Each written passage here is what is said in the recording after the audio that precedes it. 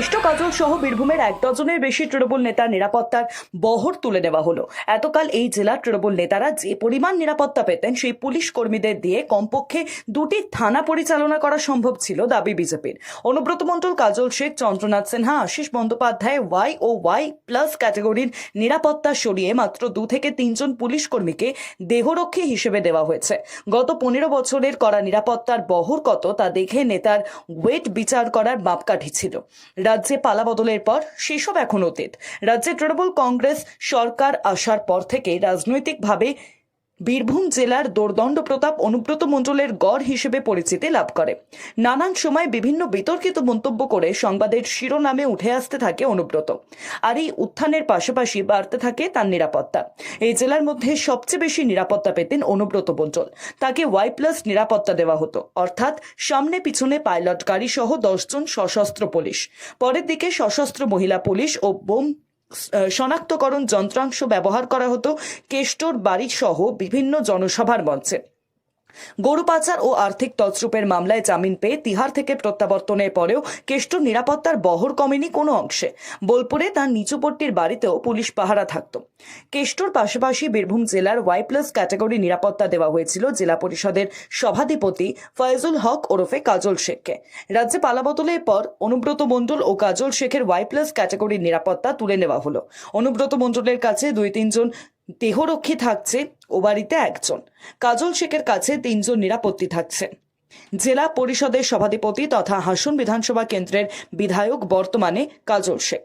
এইভাবে রাজ্যের প্রাক্তন করামন্ত্রী চন্দ্রনাথ সিনহা, প্রাক্তন বিধানসভার অধ্যক্ষ উপাধ্যক্ষ আশিস বন্দ্যোপাধ্যায়ের কনভয় প্রত্যাহার করে নেওয়া হলো। তাদের কাছে 1 জন করে দেহরক্ষী থাকবে মাত্র। জেলায় তৃণমূলের জয়ী বিধায়কদের কাছেও 1 জন করে দেহরক্ষী থাকছে। এছাড়াও লাভপুরের প্রাক্তন তৃণমূল বিধায়ক অভিজিৎ সিনহা সহ বিধানসভা নির্বাচনে পরাজিত প্রত্যেক তৃণমূল প্রার্থীর নিরাপত্তা সম্পূর্ণ প্রত্যাহার করে নেওয়া হয়।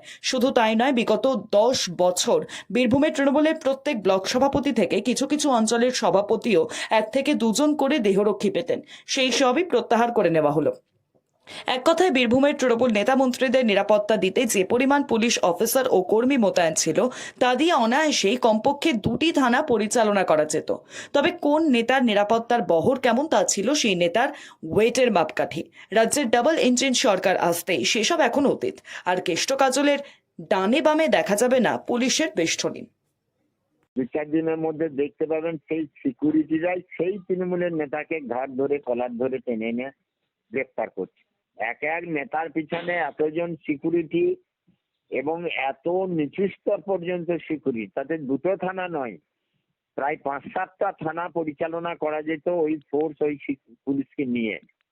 বীরভূম জেলার 1 ডজন তৃণমূল নেতা কেউ ওয়াই ক্যাটাগরি, কেউ ওয়াই প্লাস ক্যাটাগরি পেতেন এবং বাড়িতেও নিরাপত্তা থাকতো।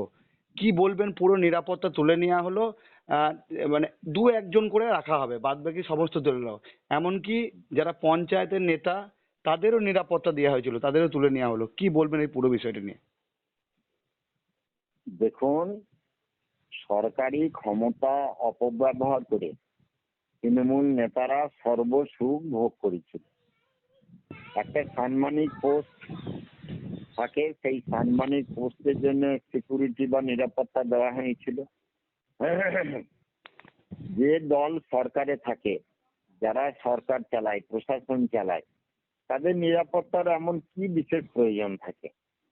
কিন্তু তারপরেও রেখেছিল, আমি ধরে নিলাম সাম্মানিক পোস্ট, সম্মানের জন্য তাদের নিরাপত্তা দেওয়া হয়েছিল।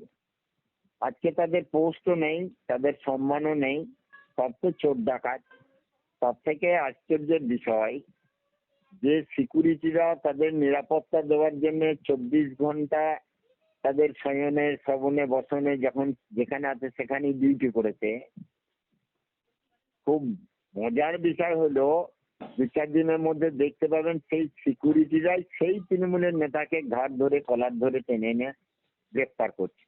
তাদের এই দিনেও তাদেরকে দেখতে হবে। এই জন্য আমি মনে করি সাধারণ মানুষের যেমন কোনো নিরাপত্তা নাই, সাধারণ মানুষ ওই সরকার দ্বারা অত্যাচারিত, নিপীড়িত, লাঞ্ছিত, বঞ্চিত হয়েছে।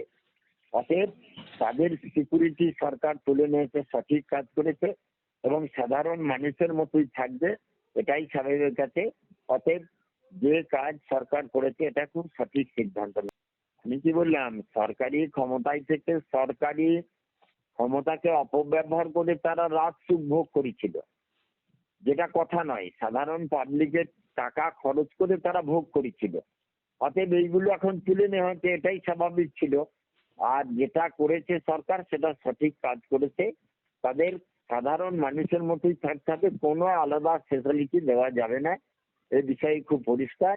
তাই সরকার এই চরম সিদ্ধান্ত নিয়েছেন। তো আমি কি বললাম যে এখানে অঞ্চল স্তরের লিডার বা কোনো বুথ স্তরের লিডার, সেই লিডারকে সিকিউরিটি দেওয়া হয়েছে কেন? না, সে মানুষকে চমকিয়ে ধমকিয়ে প্রেসার ক্রিয়েট করে মারধর করে অত্যাচার করে টাকা আদায় করেছিল, 2 লাখ 4 লাখ 5 লাখ জরিমানা করেছিল। আর সেই লিডারদের নিজেরা নিজেকে ভরসা বিশ্বাস করতে পারতো না, তাই তারা দলের যে নেতাদিকে টাকা পাঠাতো, কিছু অংশ পাঠাতো, সেই সব নেতাদিকে বলে তারা সিকিউরিটি নিয়েছিল অন্যায় অবৈধ কাজ করার জন্য। আজকে সেই রকম ব্যক্তি, তাদের আজকে সেই টাকা তোলার জায়গা নেই, অবৈধ কাজ করার জায়গা নেই, আর তার জন্যে সেখান থেকে সরকার সিকিউরিটি তুলে নিয়েছে।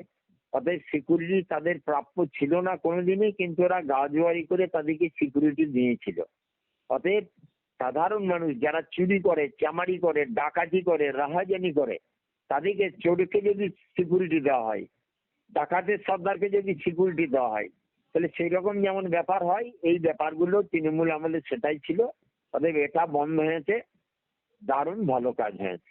অবশ্যই এক এক নেতার পিছনে এতজন সিকিউরিটি এবং এত নিচু স্তর পর্যন্ত সিকিউরিটি, তাতে 2টো থানা নয়, প্রায় 5-7টা থানা পরিচালনা করা যেত ওই ফোর্স, ওই পুলিশকে নিয়ে। কিন্তু তারা ব্যক্তি স্বার্থে অন্যায় অবৈধ যে কাজ করেছে তার হাত থেকে বাঁচতে তারা সিকিউরিটি চেয়েছিল, আর ওই সরকার সেই সিকিউরিটি তাদের পারমিশন দিয়েছিল। অতএব আমি মনে করি এখন সিকিউরিটি তোলা গিয়েছে, আর এই সিকিউরিটি গুলো স্বাধীন যদি নিজেদের ডিউটিতে কর্তব্যে ব্রত থাকতো, তাহলে অনেকগুলো থানা তারা পরিচালনা করতে পারতো এবং অনেকগুলো থানা তারা চালাতে পারতো।